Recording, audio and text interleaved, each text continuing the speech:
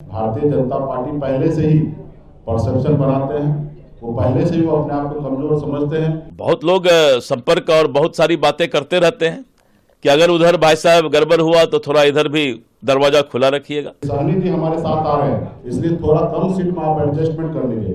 तो मैं चिराग पासवान जी को भी मैं कहना चाहूंगा आपके माध्यम से कि आप मजबूती से अड़े रहिए। आपका पार्टी का कम से कम एनडीए गठबंधन में 50 सीट मिलना चाहिए। भारतीय जनता पार्टी पहले से ही परसेप्शन बनाते हैं, वो पहले से ही वो अपने आप को कमजोर समझते हैं। उनको पता है कि मेरे नैया पार नहीं लगने वाला है 2020-25 में। ये नैया को अगर कोई पार लगा सकता तो सनफ मल्ला ही पार लगा सकते। तो इसलिए वो लोग हमारे इंतजार कर रहा है। मैं वहाँ पे जाने वाला नहीं हूँ। और दूसरा उनका एक और परसेप्शन है कि अपने गठबंधन के सहयोगी को सीट नहीं देना, खास करके चिराग पासवान जी को, मांझी जी को, उपेंद्र जी को, ताकि उनको ये हमेशा बताते रहेंगे कि सहनी जी हमारे साथ आ रहे हैं, इसलिए थोड़ा कम सीट में आप एडजस्टमेंट कर लीजिए। तो मैं चिराग पासवान जी को भी मैं कहना चाहूँगा आपके माध्यम से कि आप मजबूती से अड़े रहिए।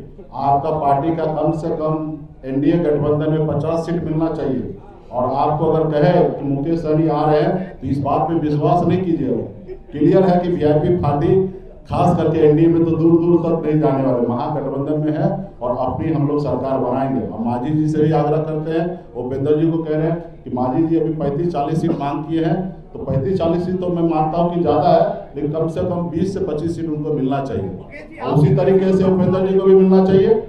और हम लोगों के पास कोई दिक्कत नहीं है, हम लोग मजबूती से लड़ेंगे। 60 पर अड़े हैं मुकेश सहनी, 60 पर अड़े हैं या कोई कॉम्प्रोमाइज होगा? देखिए, महागठबंधन में जितने भी सीट पर लड़ेंगे हम लोग सब मिलकर बैठकर डिसीजन ले लेंगे और हम कंफर्टेबल रहेंगे।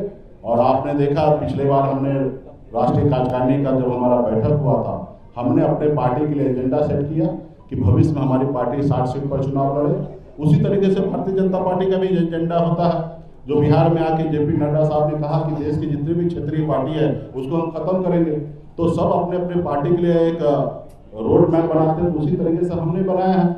और वो भी उस सीट में 2-4 सीट कम हो या ज़्यादा हो, उससे कोई फर्क नहीं पड़ेगा। हम मजबूती से महागठबंधन लड़ाई लड़ेंगे, गरीब, पिछड़ा, दलित सभी समाज के हर वर्ग के लिए लड़ाई लड़ेंगे। और आपको तो आपने देखा कि मेरी लड़ाई जो है दिल्ली के सरकार से आरक्षण की लड़ाई है, जिसके लिए मैंने सब चीज़ को त्याग दिया। मंत्रिमंडल हमारे छीन लिए गए, हमारे विधायक ले लिया गया, और फिर अभी कुछ किस मुँह से वो लोग हमको बुला रहे हैं, हमको उन पर तरस आ रहा है कि इतना सब चीज़ करने के बाद भी वो अभी भी मेरे इंतजार कर रहा है। तो ये कहीं ना कहीं उनको दर्शाता है कि राज्य में वो लोग कमजोर है। एक तरफ प्रशांत किशोर जी उनको डैमेज करेंगे, बहुत सारे लोग हैं, जाति धर्म के लोग हैं जो अभी उनको पसंद नहीं कर रहे हैं। 20 साल पुराना सरकार है और नीतीश जी के नेतृत्व तो निश्चित तौर पे सब लोग परेशान हो चुका है कि अभी क्या युवा सरकार चाहिए, और युवा सरकार हम ही लोग देने वाले हैं।